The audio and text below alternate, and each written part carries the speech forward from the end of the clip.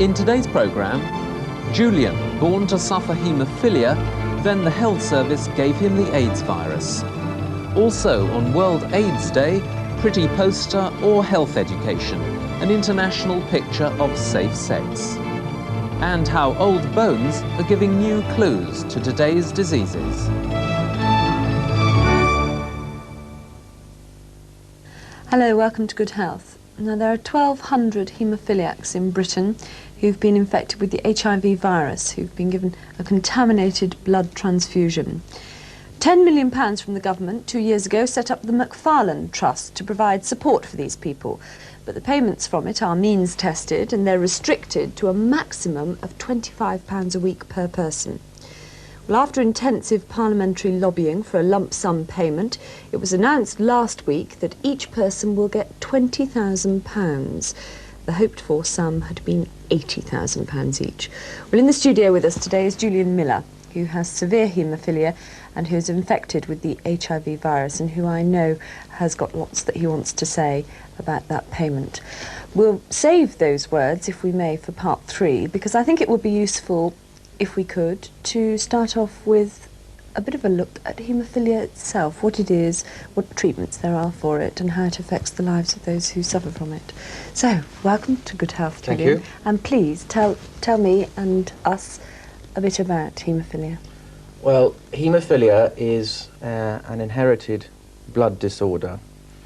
Haemophiliacs lack blood clotting factor in their blood, which means that if we cut ourselves, that we bleed more profusely and for longer because scabs don't form. Internally, when we knock ourselves, we can bleed into joints and into muscles, which is extremely painful. And the recovery period for us, unlike for a normal person, is much longer with more pain, and it can actually be life-threatening. And is it something that you find out you have at birth? I mean, is a test done to find out if you've got it? Well, obviously now there is, but when I was born, there were no natural tests for this, and it wasn't until I was 3 months old that I was covered in bruises. My mother was very ashamed to take me to the shops because my legs were all covered in bruises, and she thought she was going to be attacked for abusing her child. But then they took me to the doctor and I had lots of tests done, and they thought that it might be leukemia, because I believe that that is one of the signs of leukemia. But it was a complete bolt out of the blue. I mean, absolutely no history of it in my family at all. I think I'm what's called a spontaneous mutation, which sounds hideous, but it can actually occur without any history at all.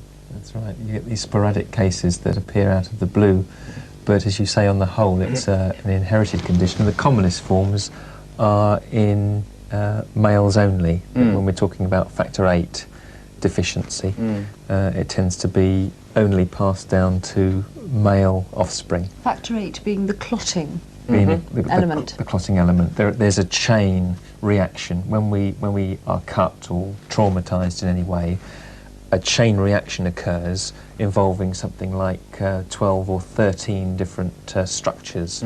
And in haemophilia, usually only one of those, or a maximum of 2, are affected, but without those, the whole mechanism can't work. Can you explain to me the difference between somebody who has the disease? Well, it's not a disease, actually, is it? It's a condition. Yes, I mean, it's not a disease that you can catch. No. It is a condition, yes. Yes. Well, can you explain to me the differences in perhaps the suffering of somebody who has it severely and somebody who has it mildly? Yes, certainly. Mild haemophiliacs can lead a normal life, virtually, with a limited amount of treatment, and obviously being careful. They can, in certain circumstances, play sport at school, keep normal jobs, and live to a ripe old age. Severe haemophiliacs have problems with bleeding into the joints, particularly. Of course, external cuts are damaging, but often half of the clotting of an external cut is done by the air, and unless a cut is very deep, it normally will form a scab after a few hours, probably a few hours more than a normal person would. But where the danger is the joints into the ankles, the knees, the elbows, fingers, I mean all your joints. When I was a child, the smallest trauma bleed meant that I used to have to go into hospital and have whole blood plasma from a drip, which used to take a week. Then at the end of the 1960s, the beginning of the early 1970s, this amazing drug, which was highly concentrated clotting factor, factor 8 in my case, came from America, and it turned that week in a hospital bed with a drip up, totally immobile, into a quarter of an hour injection that you could do yourself at home. Now it was a very expensive drug, and so early on we were only treated as and when we had a bleeding episode.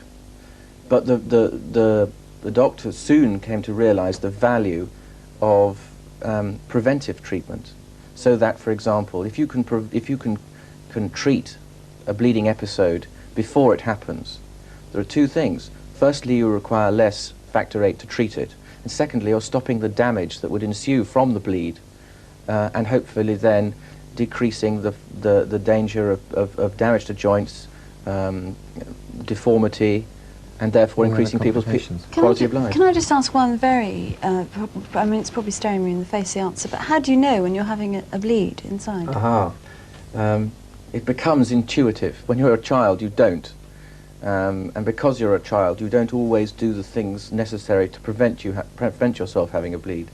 So you bleed, of course, a lot more when you're a child. You also bleed a lot more when you're an adolescent, because when you're going through puberty and you're growing very quickly at the end of your bones, all your joints are much more volatile. When I get a bleed, first of all, you have a tingling sensation in the affected area. It swiftly becomes, if it's a joint particularly, becomes stiff and hot, and then it swells. And then normally, after a period of time, if it's not treated, it will then stiffen, locked. When you're given factor 8, how long does the beneficial effect last? Well, I treat myself at home with factor 8. It depends, of course, on the quantity you give yourself. We could give ourselves enough factor 8 to make us near normal, but it is so expensive that we can't. We just simply couldn't. It would cost hundreds of thousands of pounds for each of us every year to do that. I normally give myself 1 or 2 injections a week, and the beneficial qualities of that last up to from 24 hours to 48 hours, but then there is always a residual leftover until the next injection. Well, we must leave it there for the moment. It's, of course, the factor 8, is it not, that has caused all the problems, yes, which have hit the news recently as far as the HIV virus is concerned. We'll be talking about that in part 3, so do join us again then. But coming up after the break right now, part 2 and Good Health News. Good Health News with Debbie Middleton and David Lawrence. Hello, today is World AIDS Day. It's being marked by dozens of events worldwide aimed at raising public awareness about the disease. Here in Britain, the Health Education Authority has sponsored full-page advertisements in the national press. They warn that thousands of Britons don't know they're infected with the AIDS virus. The adverts say people can carry the virus for years without symptoms. There are over 11,000 known cases, but experts suggest as many as 50,000 people could be carrying the disease.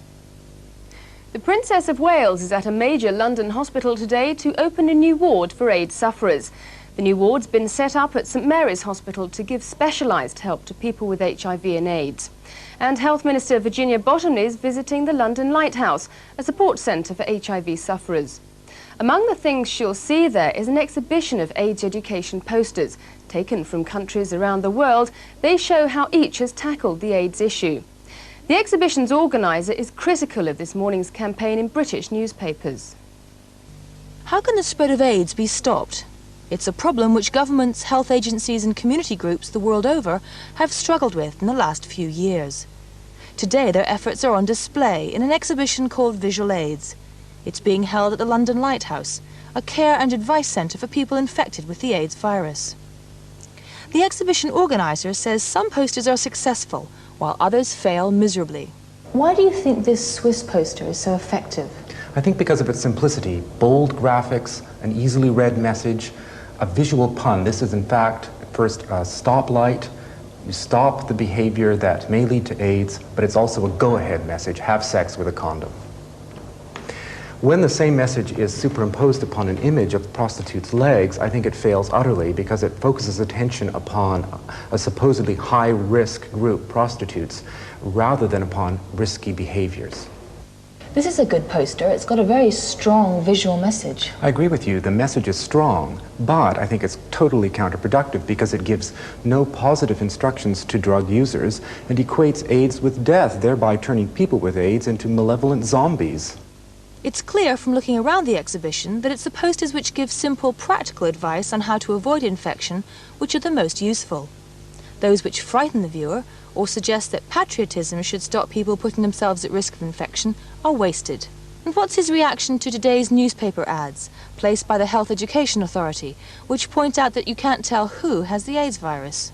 I'm outraged by it, frankly, because it suggests that people with HIV are hidden terrorists who are in the general population and who are going to bring down society, and we must separate ourselves, the healthy majority, from this group of secret, marauding individuals who are going to destroy the fabric of society.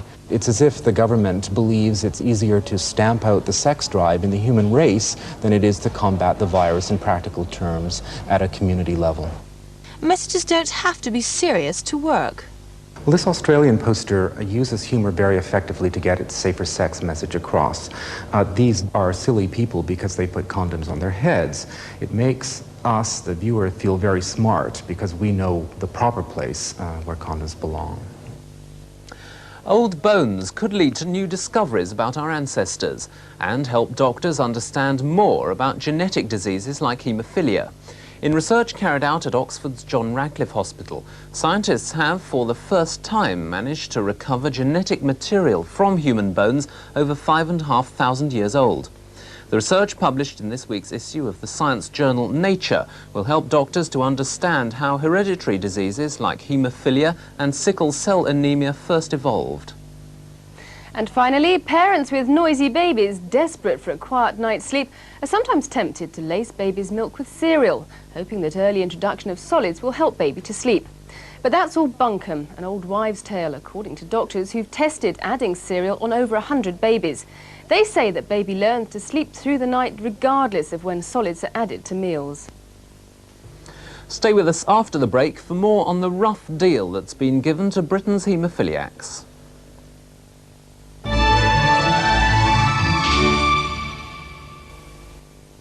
Hello, welcome back to part 3 and to our guest Julian Miller. Now then, we've got to the point really, which brought us right up to what's happened in recent history.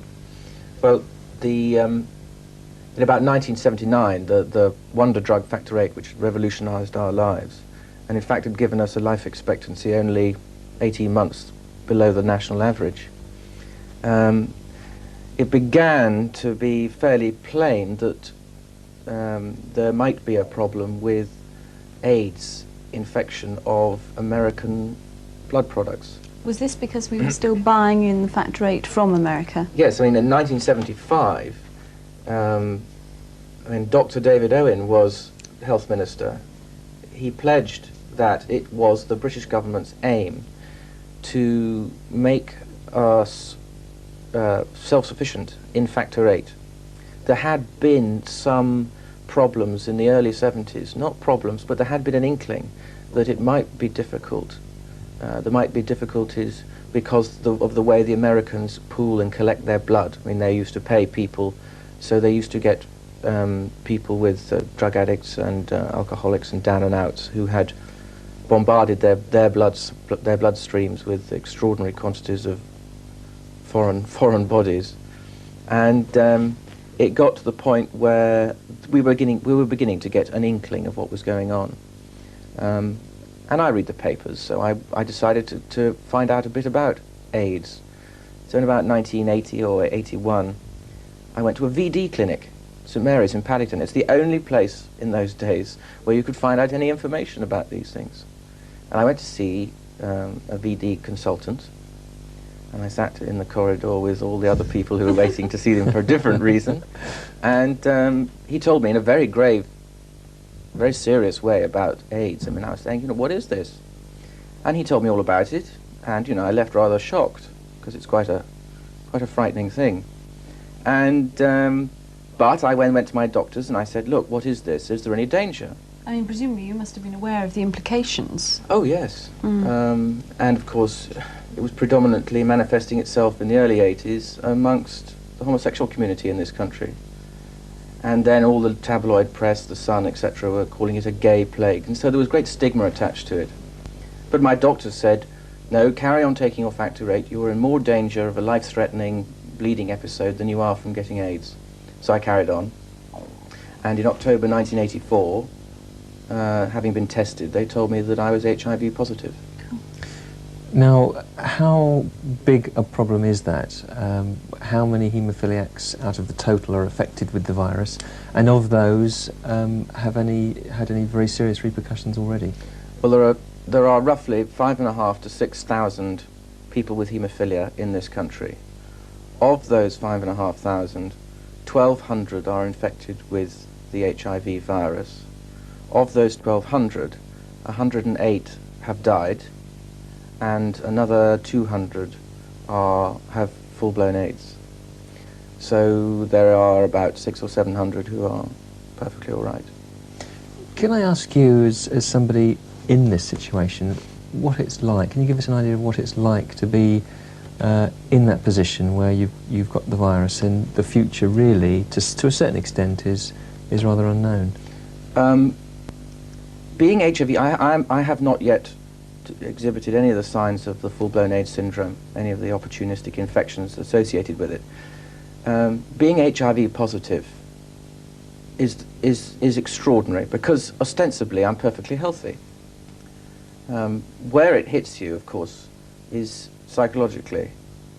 And when I first found out, because you don't immediately develop cancer or meningitis or one of the diseases that can be caused by this, you have this slightly unreal feeling of well, there's nothing wrong with me. And the way people have coped with haemophilia in their lives traditionally has been to say, well, I'm not going to let this beat me. But AIDS is such a massive onslaught on your system that, you have this, it's like a vulture sitting on your shoulder. You're always looking over your shoulder to see when it'll pounce. And every time you have a night sweat, or you have a cold, or chapped lips, or whatever, you feel, my God, could this be it? So it didn't really affect me to start with. It's been much, much longer term. It affected my family and my loved ones. And really, I got my reaction from their reaction, which was one of horror, of course. I always think it's more difficult for people who are actually caring for people who are suffering than in many ways for the sufferer, because the sufferer is the one that's going through it. But the carer wants to be going through it with them and gets very frustrated. What really affected me was the actual physical manifestations of being HIV positive. Like, for example, it would be irresponsible of me to have a long-term relationship, get married. I would not really want to have children and put my wife and their children at risk. Psychologically, I now have a feeling whereby I don't want to compromise on my life. I mean, I want the best for me. And consequently, therefore, I've resigned my job because I couldn't be bothered. It's all part of trying to have a positive look on life, trying to keep well. Talk about your jacket, please. Oh, well, it's all part of the same thing. I mean, it gives me, for some reason, an inordinate amount of pleasure to go into a shop and buy a loud jacket like this. And it is part of the same thing. I had a friend who became very ill with AIDS, a person with haemophilia, who came out of hospital having been given the last rites and recovered. And he looked at his shoes and said, "My goodness, I need a new pair of shoes." And then he said, "No, I won't bother, I'll be dead in 3 months." But then he realised, he said, "No, damn it, I'm going to buy a very nice pair of shoes." And it's all part of the attitude of keeping fit, staying well, healthy diet, keeping warm. And he didn't die within 3 No, months, did he? he's still alive. That's marvellous. It's certainly a defiant jacket. Now, Thank you. the question I really want to put to you now is the nitty-gritty of the whole news at the moment about what's the word? Compensation for haemophilia sufferers who have been infected with the AIDS virus. How do you feel about the offer that's been made? It's not compensation, No. is it? Because the government are not They are not accepting liability. accepting liability. It is a very complicated thing. In 1987, we went to the government and said, "Please, look, this is a dreadful situation. It is being called the worst tragedy to hit the NHS since it was started in 1945. People are dying, people are being made destitute, there were children being removed from school because they were getting discrimination. There was dog mess being put through people's letter boxes. I mean, it was a dreadful situation. There was real poverty, real need." And we went to the government, and in 2 weeks, in 1987, they came up with a sum of £10 million as what they call an ex gratia payment, basically a gift that was put into a trust to relieve real need. So, for example, it was buying people washing machines who didn't have washing machines, because when you have AIDS, you can become doubly incontinent, and therefore the washing bill goes up. You're meant to keep warm, you're meant to eat a very high protein diet. So it was to assist generally. It was, yes. But this latest payment... This latest payment, I mean, it became patently clear that the £10 million was not enough, even for the real need cases. It is very, very rare in this country or any other country for people to go to the National Health Service in good faith and receive treatment for one life-threatening disease and then be given another on top. So, you know, you go to help one and you come out with another. What we wanted the government to do is to recognise its moral responsibility to this group, this particular small group of very badly disadvantaged human beings. So we thought, maybe naively, that the government would accept this, as other governments have around the world. And they didn't. And they said, no, if you think we've been negligent, so always putting the, you know, the onus back on us to prove it. They said, prove we're negligent. So 600 of us, those that can afford it, those that can get legal aid, those that actually are prepared to go through the struggle, the trauma, the nightmare, the heartbreak of going through the courts, are suing the government. And you've... Well, the that government has nothing to do with this payment that you've got now. Last week, the government said that they were going to give us £20,000, topping up what they'd done for the Macfarlane Trust 2 years ago. And we had a huge groundswell of support. MPs, the press, all the media. And I believe that it was really, the £20,000 is a way of keeping the press quiet, and it's a way of buying off the backbench Tory MPs. They are still saying that we should go through the courts, but that, by the earliest estimate, it'll be 1991 before any trial comes to court, and the government have made it perfectly clear that if we win, they will appeal it all the way to the House of Lords. So I mean, you could be 5-10 years, by which time many of us will be dead. Most of us will be dead. So what's the point? We can't afford emotionally, financially, physically to go through the courts. Negligence is one of the most difficult things to prove. I'd like the government to say, or I'd like the government to say, no, okay, it doesn't matter who's negligent. We are morally responsible to help these people. I mean, the money gives you the choice at the end of the day, to die with dignity. It gives you the choice to choose the way, not the way you die, but how you die, in what circumstances you die, rather than being pushed around corridors in underfunded health service. Right. Well, perhaps if you watch this space, we'll be able to get a government reply to that. Thank you very much in the meantime, Julian, for coming in and saying those words and telling us about haemophilia in general.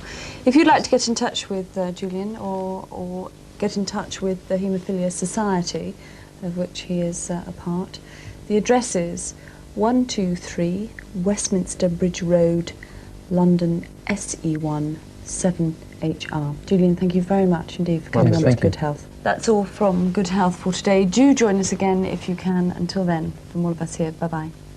Goodbye. Bye-bye.